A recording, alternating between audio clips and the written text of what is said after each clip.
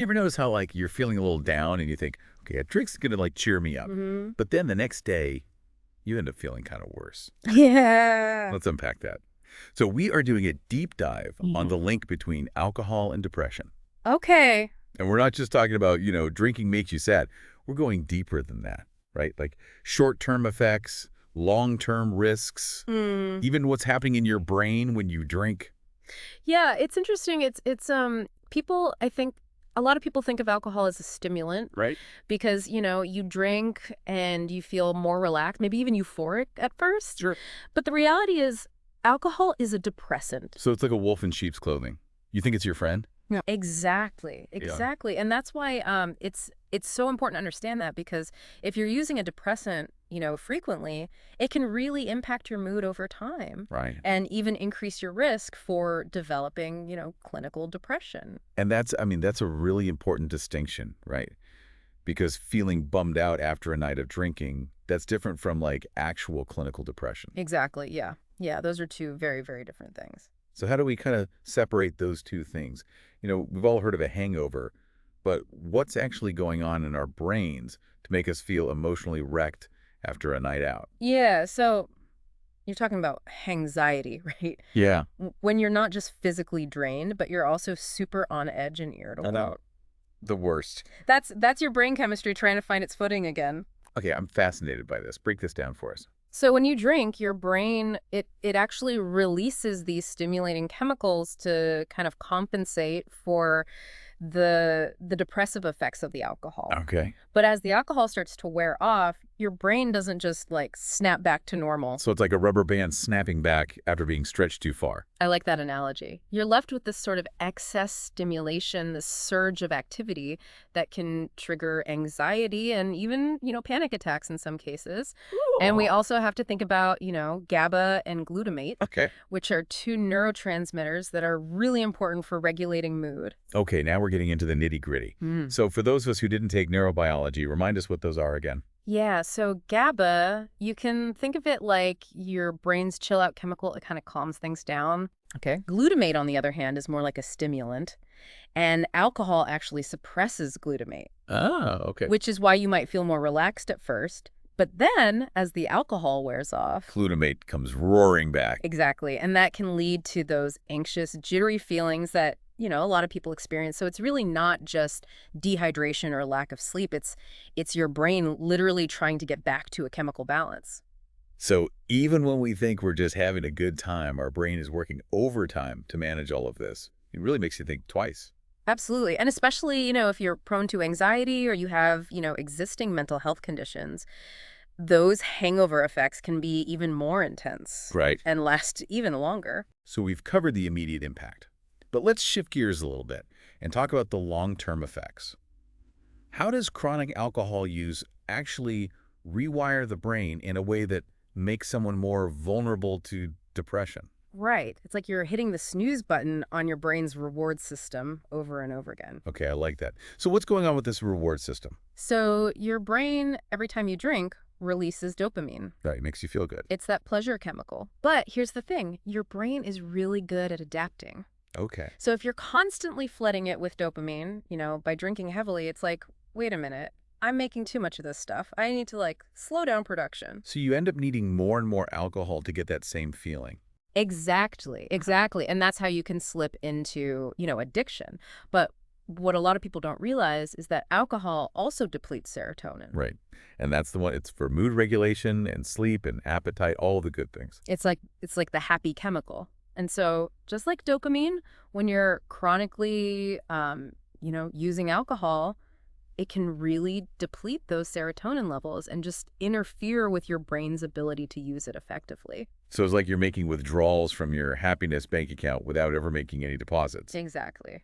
I like that, yeah. You're going to end up emotionally bankrupt. And that's when we start to see those more like serious long-term effects of alcohol on your mental health. Exactly. And it's not just in isolation. Usually when you're chronically using alcohol, there are other consequences. Right. Like what kind of consequences are we talking about? Well, relationships start to suffer, maybe your job performance, Yeah. even your physical health. It's like a snowball effect. Exactly. Yeah. And all of that just kind of creates this, makes the depression even worse. Like a perfect storm for depression. Yeah, yeah, absolutely. Think about it like you're maybe getting in fights with your loved ones, you're having financial strain. Right, because you lost your job. Exactly, maybe legal issues, and you're also feeling, super emotionally drained, hopeless.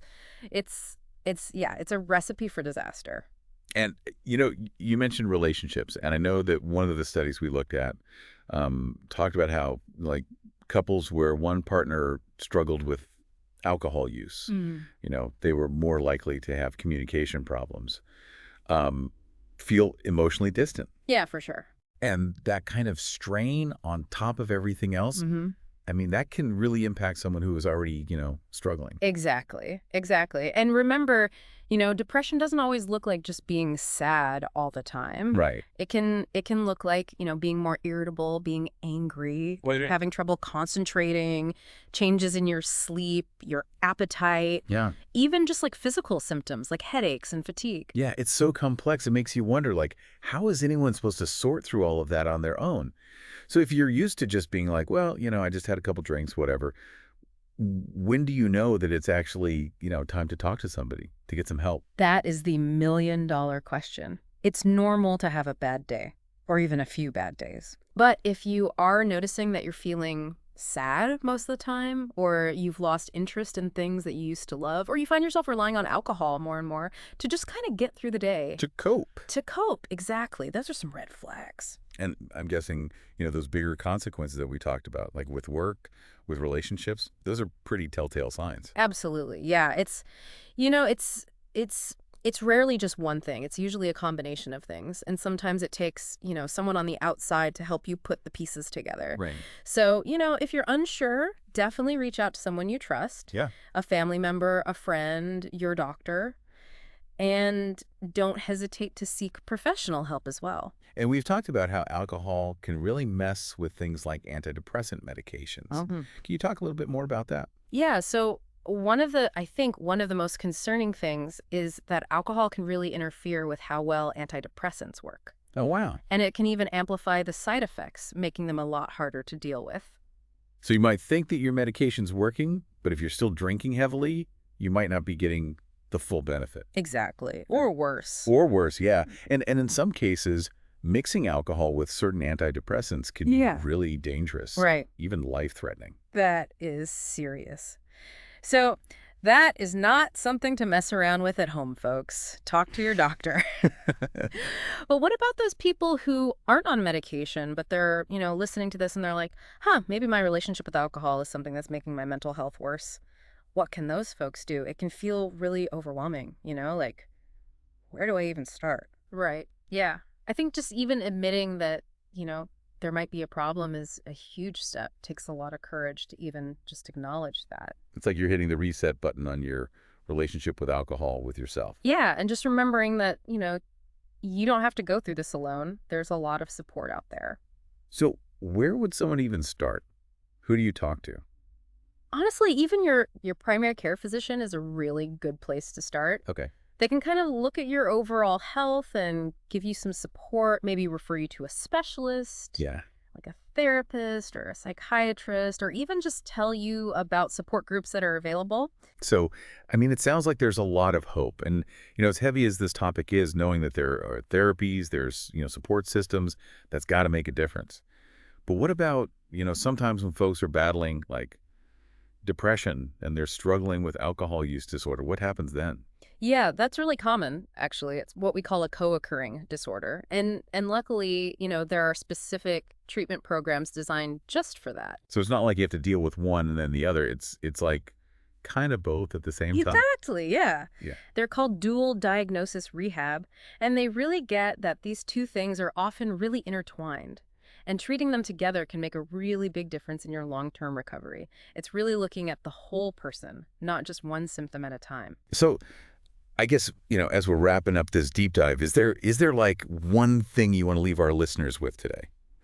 I would just say, if you're listening to this, just really think about, like, your relationship with alcohol.